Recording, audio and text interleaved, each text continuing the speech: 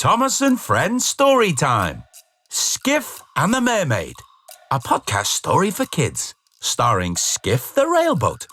Based on the railway series by the Reverend W. Awdry. Created by Britt Allcroft, read by Mark Moraghan and friends. This is a story about Skiff. Skiff is a railboat who can sail in the water and run on rails, because he has wheels too. As Skiff sails through the water, he sounds like this. So let's begin our story. Skiff and the Mermaid. It was a warm summer day and Skiff and Joe the lighthouse keeper were giving visitors tours of Alsborough Harbour. Yeah! Ooh. After sailing around the harbour, Skiff finished the tour back on land at the platform outside the Harbour Museum. As he came to a stop, Skiff could see the museum manager talking to Sir Topham Hatt. So, we'll see the mermaid tomorrow? Oh, yes, if not sooner. Skiff couldn't believe what he'd heard. A mermaid? Just then, Duck the green tank engine arrived. Skiff couldn't wait to tell him the news. Hello, Skiff. Guess what, Duck? Sir Topham Hatt just said there's a mermaid coming tomorrow. But Duck didn't know what a mermaid was. A mermaid? What's a mermaid, Skiff? A creature that lives in the sea and has the body of a woman and a tail like a fish. A fish woman? You must have misheard him. There's no such thing. Oh, there is, Duck. I've heard lots of tales about mermaids, just never actually seen one. Oh, but I'd love to. As Duck pulled away, Skiff looked out across the sea and tried to imagine what it would be like to see a real mermaid.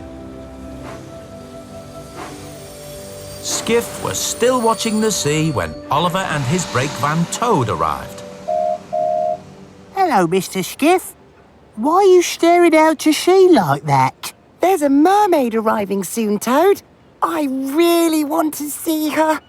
But Duck didn't seem to believe mermaids really exist. Well, unexpected things can happen.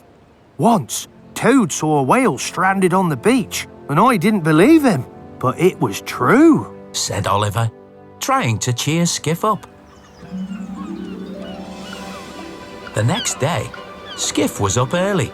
He didn't want to miss seeing the mermaid. But by lunchtime, there was still no sign of her, and Skiff was beginning to feel a little sad that the mermaid wasn't coming after all.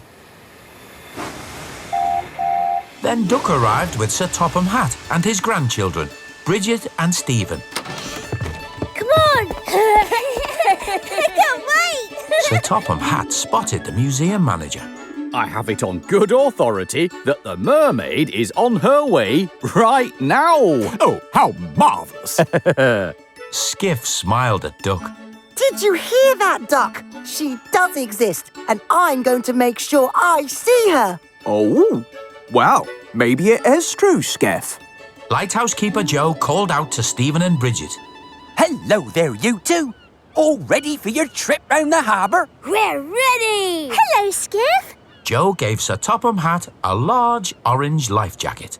I'll just go to get jackets for the children, sir. As Joe hurried off to fetch life jackets for Bridget and Stephen, Sir Topham Hatt climbed cautiously aboard Skiff.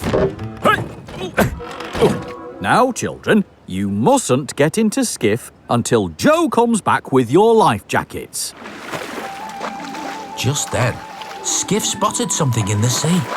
Something shiny splashed in the water, then dived under the waves. There it is! Skiff called out to Sir Topham Hatt. Up anchor! Up anchor! Oh, yes, right.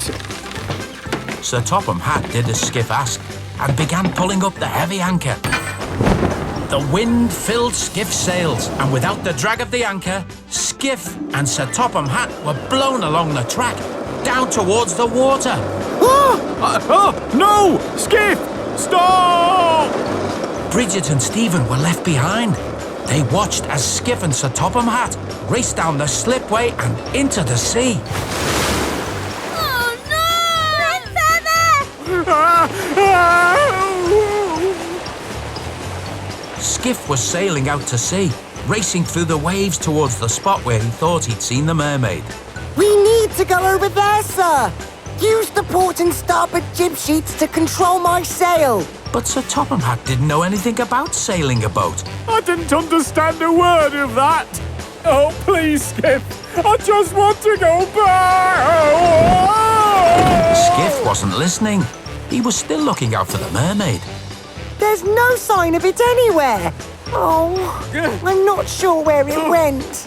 We're going the wrong way. Turn back, Skiff. Turn back.